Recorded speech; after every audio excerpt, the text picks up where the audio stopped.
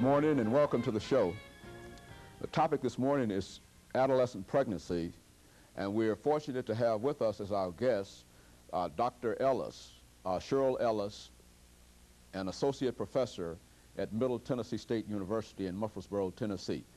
Dr. Ellis, let me welcome you to the show this morning. Thank you. Dr. Ellis, one of the things that we'd like to, one of several things that we'd like to try to accomplish this morning is to talk about the problems that we have in terms of what we call adolescent pregnancy. I think at one time we called it teen pregnancy, but I think the age at which that was occurring dropped down below the teenage area, and now we have to call it something else. But let's talk about that as a problem this morning, and to talk about some of the things that we might be able to do in terms of dealing with that as a real problem. What are some of the problems that are generally associated with adolescent pregnancy? One of the things that's associated with adolescent pregnancy is child abuse, low birth weight of babies.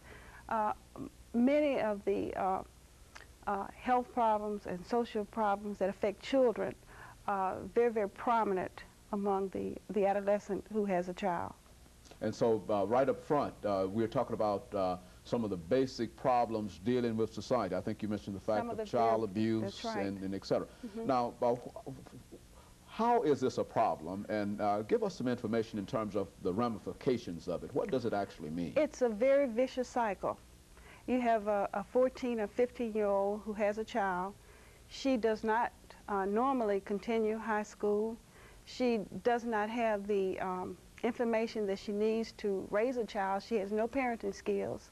So consequently, she may abuse her child. This child may grow up and become an adolescent mother, and hence you have the same cycle. I think one of the things that you mentioned earlier was what we call tunnel myopia. Mm-hmm. Now, exactly what does that mean, and how does that fit into this as a issue that we're dealing with this morning? Let's just break the word tunnel, which means narrow and focused, and myopia, which means nearsighted. I think, well, in my opinion, most of the people who are working with adolescents and trying to conquer this problem suffer from tunnel myopia. Their vision is very tunnel and is short-sighted. We tend to want to blame parents for this horrible problem. But how can we blame parents when parents haven't been educated themselves? And that's a form of tunnel myopia, saying that this is something that the parents should take care of. And it's not. It's a societal problem. It's something that we as a society need to deal with. Well, now, how do we deal with it? I mean, it seems that on shows like this and other shows that we often talk about it as a problem. And it's been a problem that I'm familiar with over the last 20 years. Mm-hmm. And in some instances, it seems to be getting worse mm-hmm. instead of better.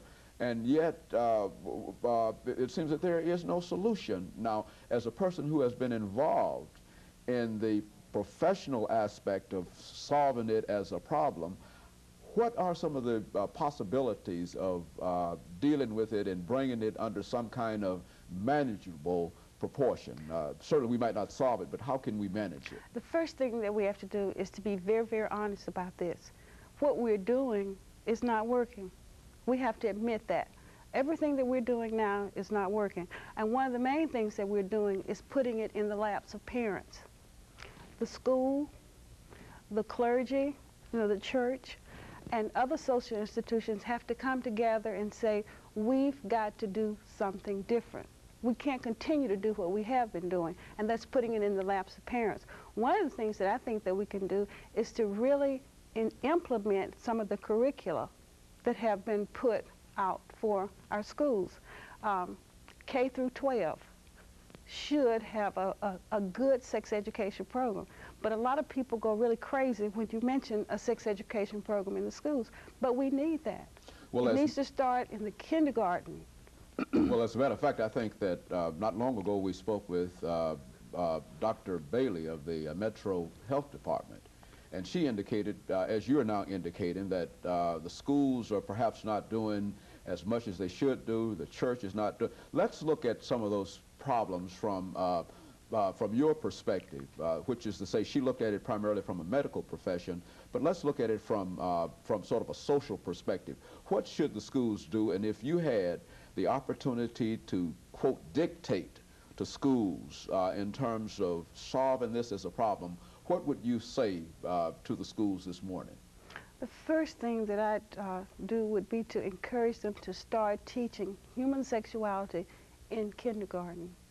Now, when we say human sexuality, it doesn't necessarily mean anatomy, but it means teaching little boys to respect little girls, teaching little boys that there are not two kinds of girls, a bad girl and a good girl, teaching little boys that there's just one kind of girl, your sister, your mother, the person that you're going to grow up and marry.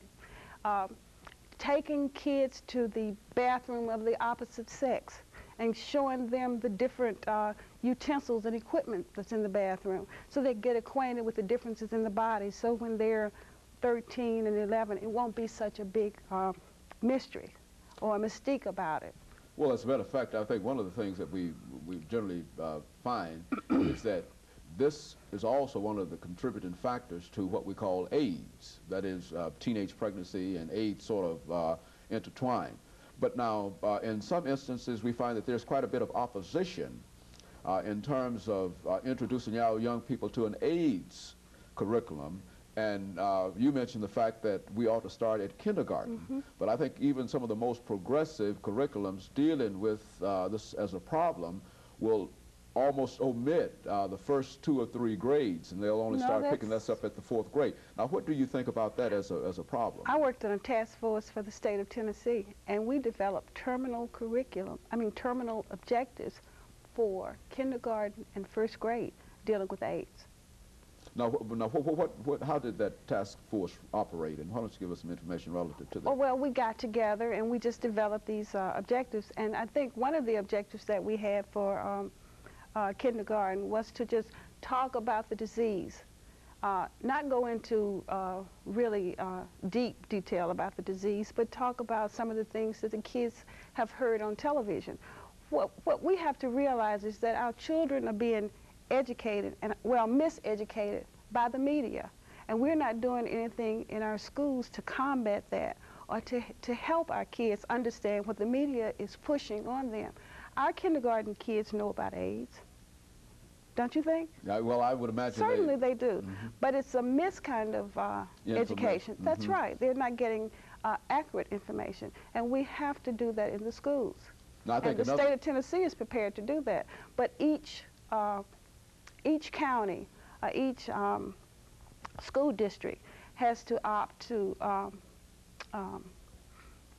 say that they're willing to use that curriculum.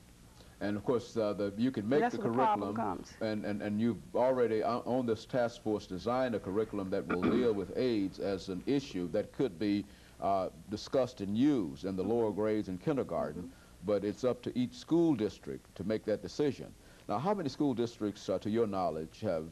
Very few. I don't know the exact numbers, but the problem is you have very undereducated people who are on some of these school boards. And I know I'm stepping on a lot of toes when I say that, but we do. They don't understand anything about the disease process itself. So, and they think that what's going to be taught are values and things like that. They really don't understand. In other words, they've got a